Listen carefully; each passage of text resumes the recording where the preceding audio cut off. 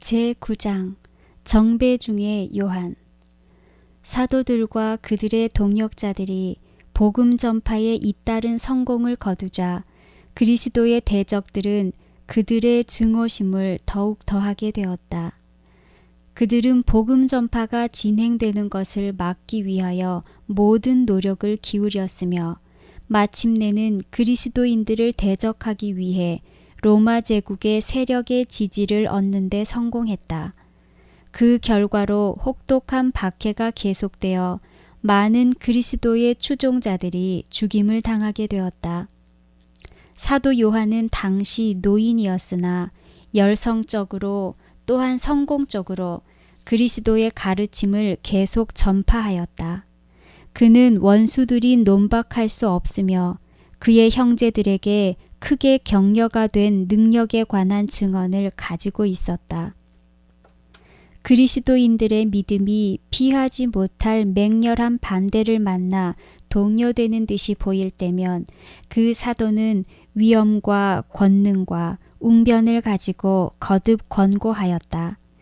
태초부터 있는 생명의 말씀에 관하여는 우리가 들은 바요, 눈으로 본 바요, 주목하고 우리 손으로 만진 바라. 우리가 보고 들은 바를 너희에게도 전함은 너희로 우리와 사귐이 있게 하려 함이라.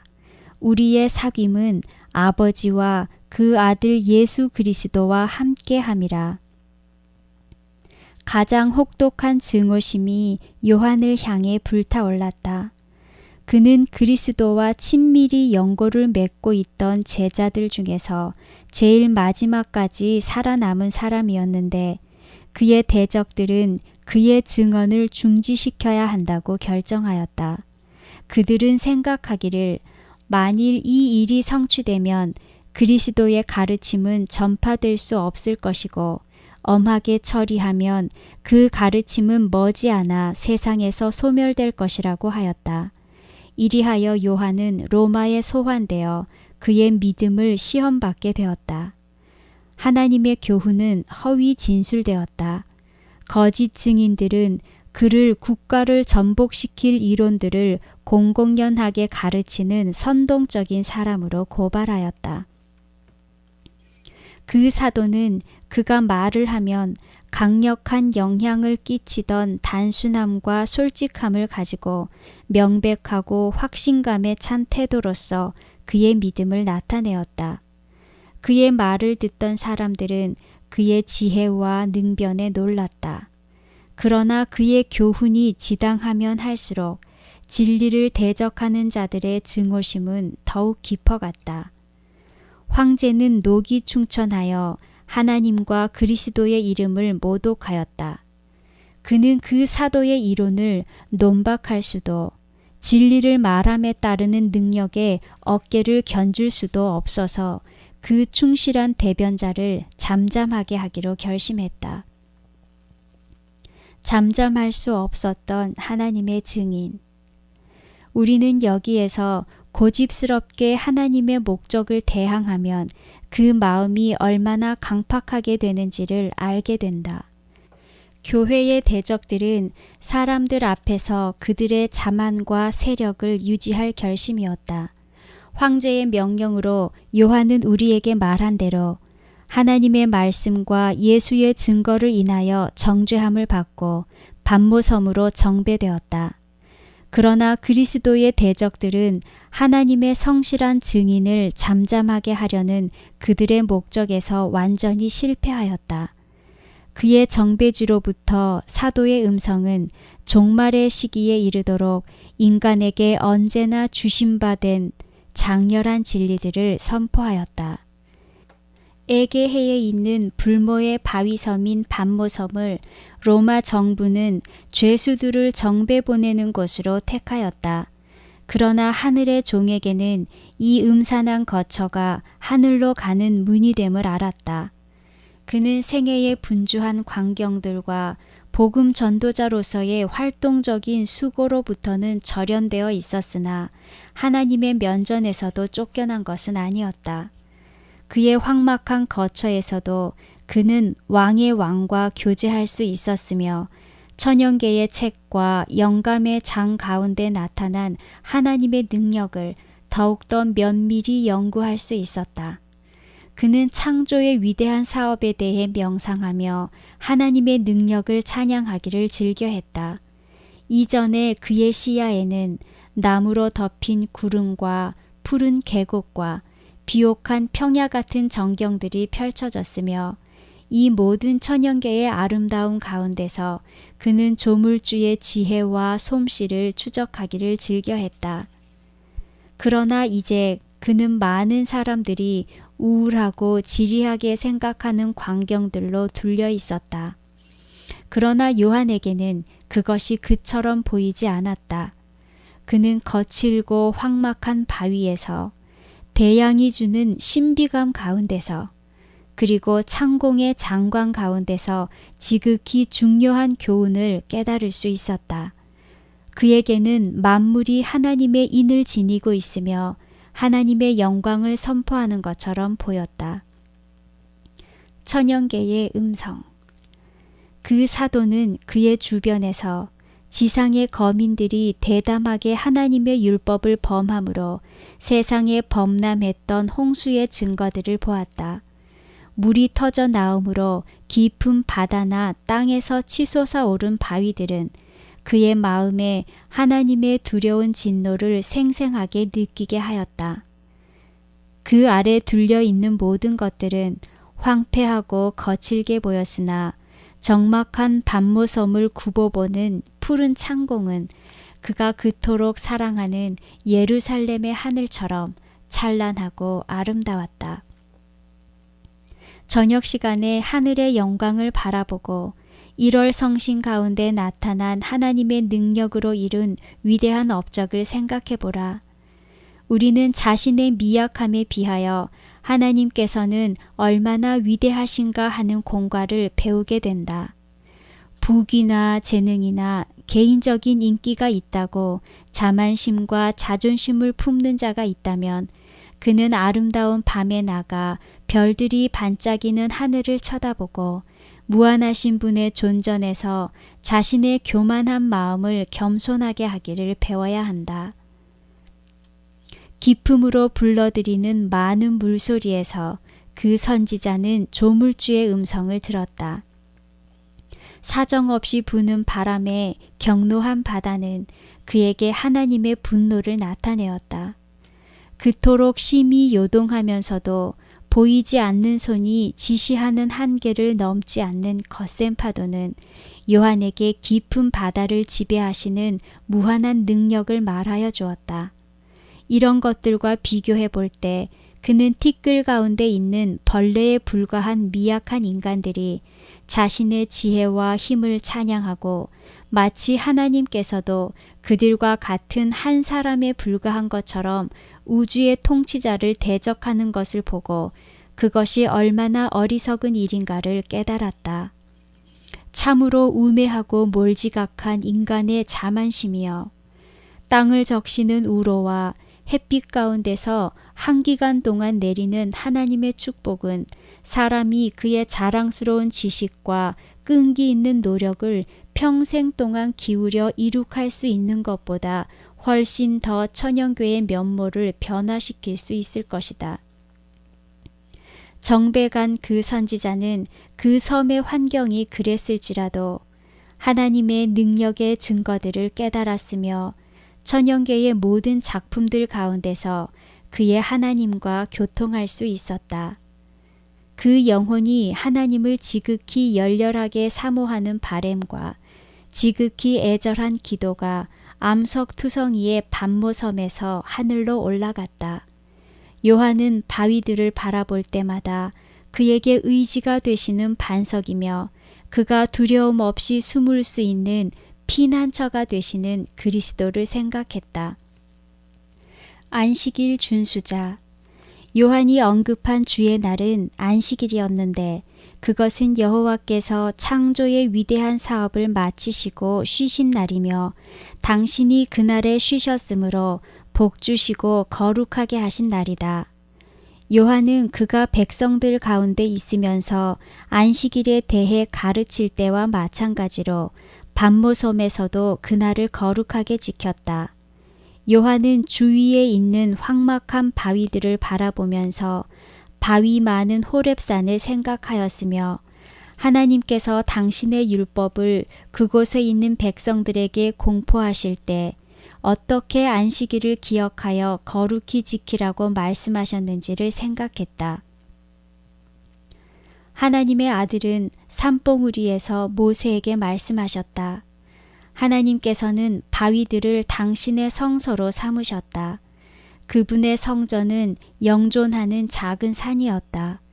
거룩한 입법자께서 바위 많은 산에 내려오셔서 모든 백성에게 다 들리도록 당신의 율법을 말씀하셨는데 그것은 그들이 웅대하고 두려운 당신의 능력과 영광을 보고 크게 감명을 받아 당신의 계명을 위반하는 것을 두려워하게 하기 위함이셨다.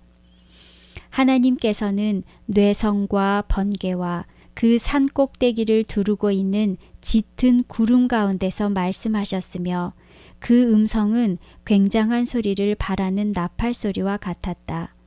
여호와의 율법은 변함이 없었으며 하나님께서 율법을 기록하신 서판은 당신의 교훈이 불변함을 의미하는 단단한 돌이었다.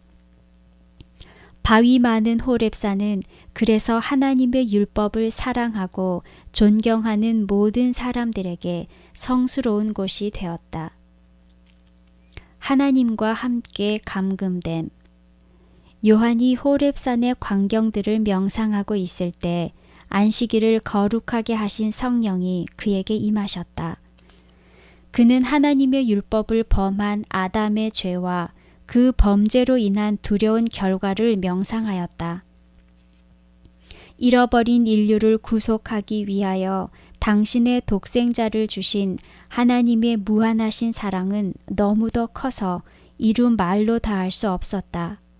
그는 편지 가운데 그 사랑을 나타내면서 교회와 세상이 그것을 보도록 부탁했다.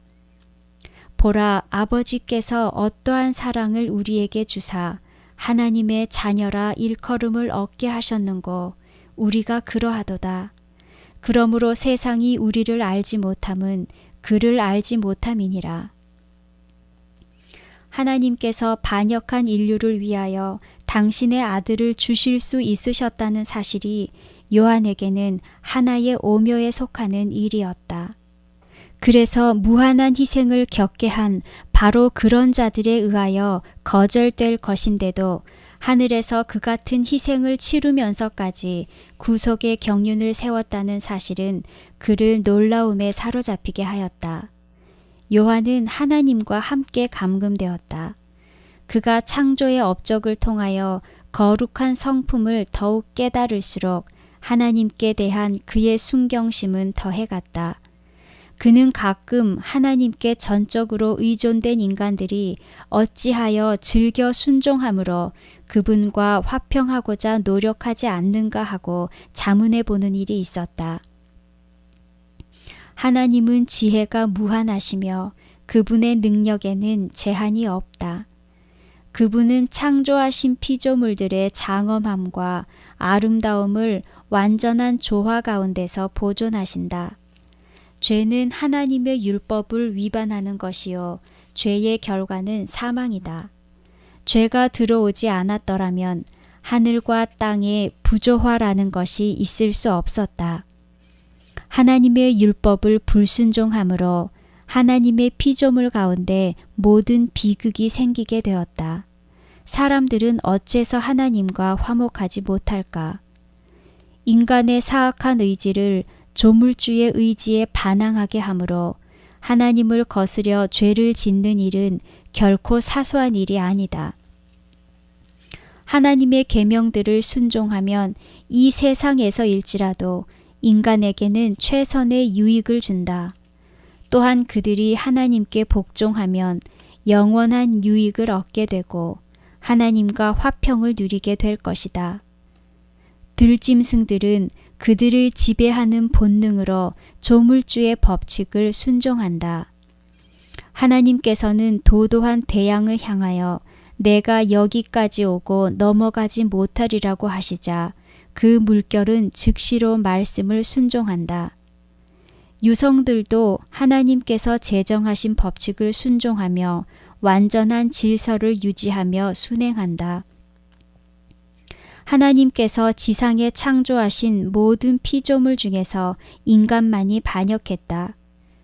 그러나 인간은 하나님의 율법이 요구하는 바를 이해할 수 있는 추리력과 범죄로 인한 죄책감과 순종함으로 평화와 기쁨을 느낄 수 있는 양심을 가지고 있다. 하나님께서는 인간을 순종할 수도 있고 불순종할 수도 있는 자율적 행위자로 만드셨다. 하나님의 뜻을 이행하는 자들에게는 영생에 대한 보상, 곧 변함없는 영광에 대한 보상이 약속되어 있고 반면에 하나님의 율법을 무시하는 모든 자들에게는 하나님의 진노가 임할 것이라는 경고가 있다. 하나님의 위엄. 요한이 하나님의 업적 가운데 나타난 하나님의 영광을 묵상하고 있을 때 그는 조물주의 위대하심과 그분의 위엄에 압도되었다. 이 작은 세계의 모든 거민들이 하나님께 순종하기를 거절할지라도 하나님께서 영광을 잃지 않으실 것이다. 그분은 순식간에 인간들을 지상에서 소멸시키고 지구상에 거주할 새로운 백성들을 창조하시어 당신의 이름을 영화롭게 할 수 있으셨다. 하나님께서는 자신을 영광스럽게 하시기 위하여 사람을 의지하지 않으셨다. 그분은 창공의 천체들과 하늘의 수많은 세계들을 정돈시켜 조물주를 영화롭게 하고 찬양하며 영광을 돌리는 노래를 부르게 할 수 있으셨다. 여호와여, 주의 기사를 하늘이 찬양할 것이요 주의 성실도 거룩한 자의 회중에서 찬양하리다. 대개 궁창에서 능히 여호와와 비교할 자 누구며 권능 있는 자 중에 여호와와 같은 자 누구리이까? 하나님은 거룩한 자의 회중에서 심히 어미하시오며 둘려있는 모든 자 위에 더욱 두려워할 자신이이다. 그리스도에 관한 계시. 요한은 그리스도의 생애 가운데서 그가 보아온 기이한 사건들을 회상하게 되었다. 그는 전에 은총을 입었던 귀한 기회들을 즐겨 명상하고 큰 위로를 받게 되었다. 그때 갑자기 명상 가운데서 깨어나 명료하고 뚜렷한 음성을 듣게 되었다. 그 음성이 들리는 곳을 향해 쳐다보자. 그는 주님을 바라보게 되었다.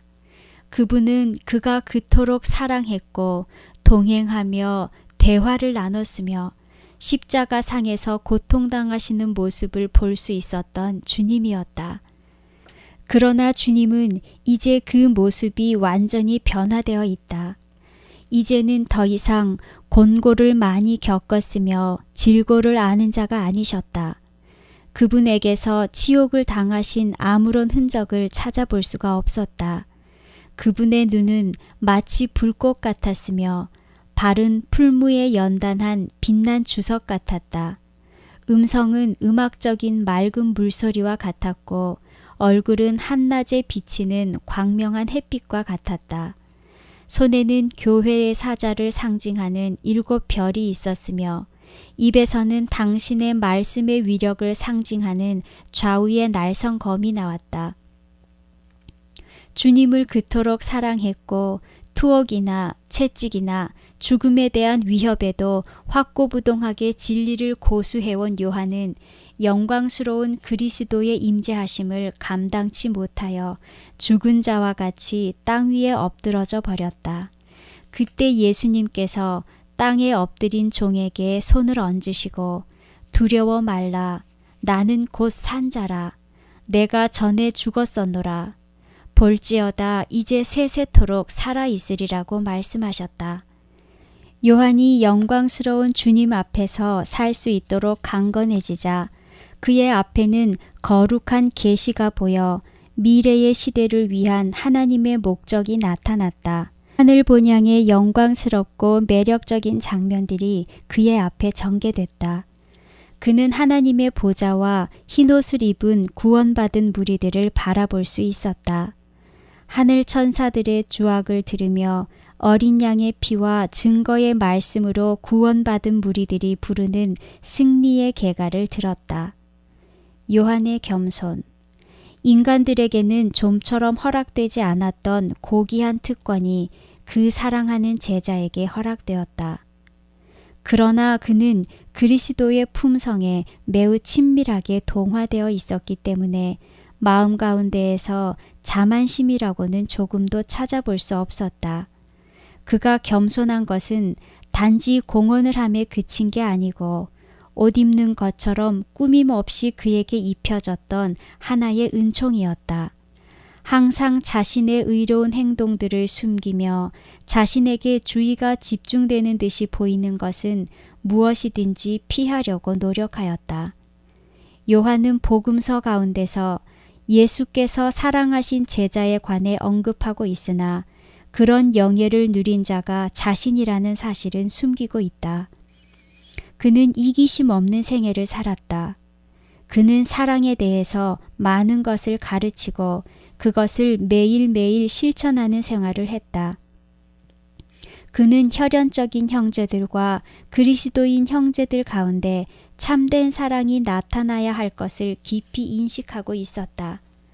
그는 그리스도를 따르는 자들이 필수적으로 소유해야 할 특성으로서 이러한 사랑을 들었으며 또 그렇게 할 것을 권장하였다. 이러한 사랑이 없으면서도 그리스도인이라는 이름을 가진 채 하는 것은 아무 쓸데없는 일이다. 요한은 실제적인 거룩함을 가르친 교사였다. 그는 그리스도인들의 행위에 대한 올바른 규범을 제시하였다. 그들은 마음이 순결하고 태도가 정확해야 한다. 어떤 경우에라도 헛되게 공언하는 말에 만족해서는 안 된다. 요한은 말하기를 그리스도인이 된다는 것은 그리스도처럼 되는 것이라고 명백히 말한다. 요한의 생애는 하나님의 뜻에 순응하기 위해서 가장 진지한 노력을 기울인 생애 중에 하나였다. 그 사도는 그의 구주를 너무도 친밀히 따르며 그리스도의 순결함과 고귀한 거룩함을 깊이 감지하고 있었기 때문에 자신의 품성은 대조적으로 불결하게만 보였다. 구주를 가장 잘 알고 있는 사람들은 항상 그런 느낌을 느끼게 될 것이다. 그들이 더욱더 자세히 예수님의 생애와 품성에 대해 명상하면 할수록 그들은 더욱더 자신의 죄를 느끼게 될 것이며 조금도 그들의 마음이 거룩하다고 주장하거나 그들이 성화되었다고 자랑하지 않을 것이다.